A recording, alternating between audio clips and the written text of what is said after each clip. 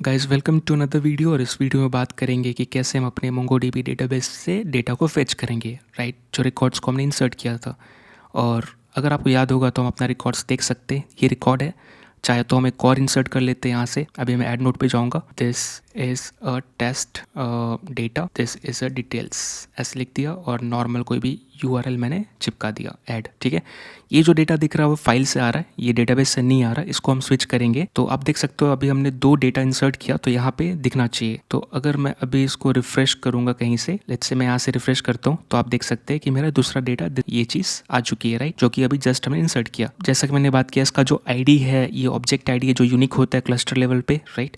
ये कैसे बनता है हम बाद में बात करने वाले हैं, लेकिन उससे पहले इसको हम फेच करेंगे अपने एप्लीकेशन में, यानी हम यहाँ पे दिखाने वाले हैं। और ये जो डेटा दिख रहा है ये हमारे फाइल से आ रही है, और ये फाइल हमारा कहाँ पे, अगर मैं डेटा में जाऊँ तो नोट्स जेसन, इसको मैं अगर फॉर्मेट करूँ तो आप ये देखिए, ये डेटा जो है ये हमारी फाइल से आ रही है।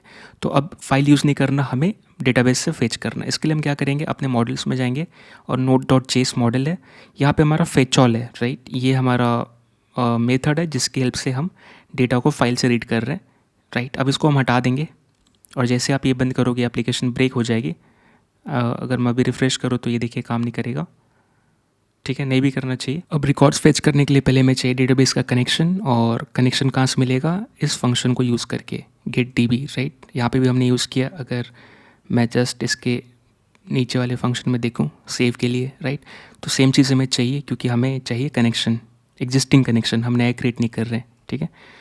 तो यहाँ पे मैं क्या कर रहा, यहाँ पे मैंने पेस्ट कर दिया। फिर आप लिख भी सकते हो const d b equal to get d b, ठीक है, ये अवेलेबल है। नेक्स्ट हमें क्या करना है, जो हमारा डी बी ऑब्जेक्ट है जो हमारे डेटाबेस को पॉइंट कर रहा है, उसके ऊपर डॉट कलेक्शन कॉल करना है, क्योंकि हमें कलेक्शन को एक्सेस करना है। और कौन सा कलेक्शन, नोट्स, ठीक है, क्योंकि हमने, आप देख सकते हैं हमने सेव किस में किया है, यहाँ पे सेव मेथड के अंदर आप देख सकते हो मैं नोट्स यूज़ कर रहा, ठीक है।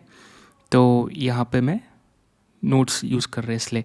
उसके बाद हमें क्या करना है, डॉट फाइंड यूज़ करना है, ठीक है। ये कहाँ से मैं देख रहा, अगर आप डॉक्यूमेंटेशन देखेंगे तो आप यहाँ पे देख सकते हो db.collection.find, ठीक है। इसके अंदर एक्स्ट्रा पैरामीटर भी पास कर सकते हो एग्जांपल क्वेरी के लिए, जैसे कि आपको अगर फाइंड करना हो किसी की के बेस पे। तो लेट्स से अगर हम अपने डेटा को देखेंगे तो आप देखिए हमारे पास आईडी है, टाइटल है, डिस्क्रिप्शन है, ठीक है। तो लेट्स से मैं स्टेटस के बेस पे, तो अगर मैं कह रहा कि जिसका भी स्टेटस यहाँ पे क्या है, वैल्यू अनअप्रूव्ड है, ठीक है, तो सिर्फ वही फेच करना है। तो मैं यहाँ पे कॉपी पेस्ट कर दिया। अभी कैसे काम करेगा, ये फाइंड करेगा वैसे डॉक्यूमेंट्स जिसका स्टेटस अनअप्रूव्ड है, लेकिन अगर आपको पूरे डॉक्यूमेंट चाहिए तो मैं क्या करूँगा, इसको ब्लैंक छोड़ दूंगा, ठीक है। अब ये फाइंड क्या रिटर्न करेगा, फाइंड रिटर्न करेगा कर्सर। सो मैं यहाँ लिख लेता हूँ। अभी कर्सर क्या है, कर्सर एक पॉइंटर है, या फिर आप बोल सकते हो हैंडल है, ठीक है। ये किसको पॉइंट करेगा, ये पॉइंट करेगा आपके डेटा को।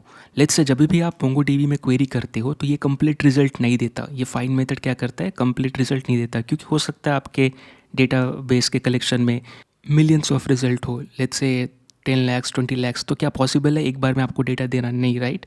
तो ये क्या करता है, ये उसके बदले में आपको कर्सर दे देता है, एक पॉइंटर दे देता है, ठीक है, एक ऑब्जेक्ट, कर्सर ऑब्जेक्ट। और ये क्या बोलेगा, ठीक है, मेरी हेल्प से आप डेटा को रिट्राइव कर सकते हो अपने कलेक्शन में, राइट। तो ये कैसे काम करता है, अभी यहाँ पे हमारे पास एक डायग्राम है, ठीक है। ये मेरा कलेक्शन है जिसके अंदर नोट्स नाम का कलेक्शन है, और यहाँ पे ये सब डेटा है जो कि बीसन फॉर्मेट पे सेव करता है, राइट। यहाँ पे मैंने डॉट फाइंड मेथड कॉल किया, और ये क्या रिटर्न करेगा, ये रिटर्न करेगा कर्सर, ठीक है। अभी कर्सर क्या है, ये कर्सर एक पॉइंटर है जो कि पॉइंट कर रहा है हमारे कलेक्शन को, ठीक है। और लेट्स से इसमें 2 मिलियंस रिकॉर्ड है, ठीक है। तो अब ये 2 मिलियंस रिकॉर्ड ला के तो नहीं दे सकता, राइट, एक बार में। आपको पता है कितनी डॉक्यूमेंट होती है, उसकी साइज़ क्या हो सकती है, बहुत ज़्यादा, राइट। तो ये इफेक्टिव नहीं है। इंस्टेड ये कैसे काम करता है, ये लेजी काम करता है। मतलब ये बस बोला कि ठीक है तुम्हें चाहिए, मैंने पॉइंटर सेट कर दिया, अब मुझे यूज़ करो डेटा लेने के लिए। तो इसके ऊपर आप मेथड कॉल कर सकते हो, जावास्क्रिप्ट मेथड, जैसे कि फॉर ईच, ठीक है। जब आप फॉर ईच कॉल करोगे तो ये क्या करेगा, ये नेटवर्क कॉल मारेगा, ठीक है, क्योंकि अब आप इसको यूज़ करना चालू किए हो। तो ये नेटवर्क कॉल मारेगा, और ये कैसे काम करता है, ये बैच में काम करता है, ठीक है। अब लेट्स से कुछ कन्फिगरेशन है, उसको कन्फिगर करते हो बैच को। लेट्स से ये एक बार में 10 रिकॉर्ड लेके आता है, तो इसने 10 रिकॉर्ड्स ला के दे दिया, टोटल 10 रिकॉर्ड्स, ठीक है। अब ये फॉर ईच 10 रिकॉर्ड्स प्रोसेस करेगा, आप इस पर 10 रिकॉर्ड पे फॉर ईच चला सकते हो, राइट। अब लेट्स से जैसे ही आप 10 मतलब 0 से 9 राइट इंडेक्स स्टार्ट होता है, या फिर आप मानो 1 से लेकर 10। जैसे ही आप 9th पे रहोगे तो ये क्या करेगा, ठीक है आपने पूरा कंज्यूम कर लिया, फिर एक बार और नेटवर्क कॉल मारेगा, ठीक है। और ये कैसे लेके आएगा, बैच में डेटा ले, बैच मतलब क्या, ग्रुप राइट, फिर और 10 लेके आएगा, ठीक है। अभी कितना हो गया आपके पास, और 10 आ गया। तो अब आप फिर 9 से लेकर 19 तक चला सकते हैं। जैसे ही आप 19 पर रहोगे फिर एक कॉल मारेगा। तो ये कैसे काम कर रहा है, लेज़ी काम कर रहा है राइट, मतलब एक बार में डेटा ला के नहीं दे रहा है ना। तो आप काइंड ऑफ कैसे प्रोसेसिंग करता है, बैच में, आप इसको बोल सकते हो बैचिंग, ठीक है। दूसरा ये क्या है, लेज़ी है, क्योंकि एक बार में डेटा ला के नहीं दे रहा, अच्छी बात है। इसके ऊपर आप कुछ मेथड्स कॉल कर सकते हो, जैसे फॉर ईच है, आप टू एरे भी कॉल कर सकते हो। टू एरे क्या करेगा, टू एरे एक बार में जो भी डेटा ला के दे देगा, मतलब ये बैच में प्रोसेसिंग नहीं करेगा, ठीक है। इसका प्रॉब्लम क्या है, लेट्स से आपके पास 2 मिलियंस है, तो आपको पता है राइट, ये पूरा डेटा आपके मेमोरी में आके स्टोर हो जाएगा। इससे आपका एप्लीकेशन स्लो होता है राइट, क्योंकि आपने पूरा डेटा एक बार में होल्ड कर लिया मेमोरी में। लेकिन बैच के केस में क्या हो रहा था, 2 मिलियंस डेटा है, एक बार में 10 आ रहा था, 10 आ रहा था, और आपकी मेमोरी में जितना चाहिए उतना ही मतलब आके रह रहा था right. Instead of two array क्या करेगा, एक बार में डेटा ला के रख देगा। तो इससे प्रॉब्लम आपको समझ में आ गई। साथ ही साथ ये समझना है कि टू एरे जो है काइंड ऑफ कब काम आएगा, लेट्स से आपके कलेक्शन में 120 डेटा है, 100 डेटा है, तो ठीक है एक बार में लेके प्रोसेस कर सकते हो, नहीं तो आपको पेजिनेशन यूज़ करना पड़ेगा इसके लिए राइट। और यहाँ पे एक चीज़ और ध्यान में ये देना है कि जब आप फाइंड कॉल करते हैं, इस केस में जैसे हमने यहाँ पे कॉल किया, तो ये इनिशियली डॉक्यूमेंट तो रखता नहीं राइट। क्या होता है, कर्सर क्रिएट हो जाता है और इनिशलाइज हो जाता है आपके क्वेरी रिजल्ट से, ठीक है। यानी अभी तक इसके पास डेटा नहीं, बस इनिशलाइज हुआ है कर्सर। अब जैसे ही आप इसके ऊपर आइट्रेशन चालू करोगे तो ये डेटा लाना चालू करेगा।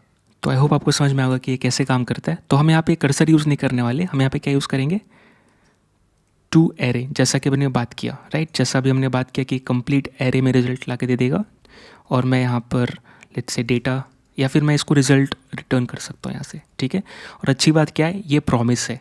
तो फेचॉल हम कहाँ पे कॉल कर रहे हैं, फेचॉल हम कर रहे हैं अपने कंट्रोलर में notes.js, ठीक है ये, ठीक है। तो मैं यहाँ पे क्या करूँगा, node.fetchall कॉल करूँगा, लेकिन ये क्या है, ये प्रॉमिस है, सो देन, ठीक है। और यहाँ पे अपने को आएगा रिजल्ट राइट, और ये प्रॉमिस है, तो लेट्स से अगर ये फेल होगा तो यहाँ पे एरर भी हैंडल करना पड़ेगा। सो मैं यहाँ पे क्या करूँगा, एरर और कॉमा इसको प्रिंट कर दूँगा ERR को, और फिर मैं क्या करूँगा, इसको कट करूँगा, ठीक है। आपको पता है कि हमें रीडायरेक्ट कब करना है और डेटा कब देना है इसको, जब हमारा रिजल्ट आ जाएगा तो इस केस में क्या होगा, इसलिए मैंने इसको दिन ब्लॉक के अंदर मूव कर दिया। सो एक बार जब रिजल्ट आ जाएगा तो क्या होगा, हमारा पेज रेंडर होना चाहिए टेम्पलेट, जिसमें हम ऑलरेडी डेटा पास कर रहे हैं। तो यहाँ पे मैं अंडरस्कोर नोट्स कर देता हूँ, ठीक है। और अच्छी बात क्या है कि इस टेम्पलेट के अंदर जो भी हम प्रॉपर्टी यूज़ कर रहे हैं राइट, व्यू के अंदर, और ये जो हमारा इंडेक्स पेज है index.ejs, इसके अंदर जो भी हम की यूज़ कर रहे हैं आप देख सकते हो, जैसे कि यहाँ पे आइट्रेट हो रहा है। मैं नीचे जाता हूँ, यहाँ पे जस्ट नीचे स्क्रॉल करके आप ये देखिए इमेज URL, उसके बाद टाइटल, डिस्क्रिप्शन राइट, ये सब सेम है, सिर्फ नोट आईडी छोड़ के। इस केस में अगर आप यहाँ मैच करिएगा, title, description, image URL, status सब सेम है, आईडी अलग है, क्योंकि उस वक्त हम फाइल में डेटा सेव कर रहे थे, इसलिए हमने अपने मन से नोट आईडी यूज़ किया। इस केस में आईडी खुद MongoDB जनरेट कर रहा है, ठीक है, जो कि यूनिक है क्लस्टर लेवल पे। तो इस केस में इसको हम रिप्लेस कर देंगे, लेकिन अभी के लिए हम देख सकते हैं कि यहाँ पे मेरा जो डेटा है दिख रहा है, this is test, this is a test data. ये कहाँ से दिख रहा है, ये मेरे MongoDB से आप मैच कर सकते हैं यहाँ पे राइट। एक इमेज नहीं दिख रही है, इसका प्रॉब्लम ये है क्योंकि जो मैंने URL यूज़ किया अब वो यूज़ में नहीं है, उसकी जगह पे रिसोर्स जो है हटा दिया गया, इमेज हटा दिया गया, और इसीलिए ये ऐसा दिख रहा है। लेकिन हाँ, ये चीज़ हमारी डेटाबेस से के कलेक्शन से आ रही है। तो आई होप आपको वीडियो समझ में आया होगा, कर्सर क्या होता है आपको समझ में आया होगा। आगे आने वाले वीडियो में हम और भी सीखेंगे। तब तक के लिए थैंक यू सो मच।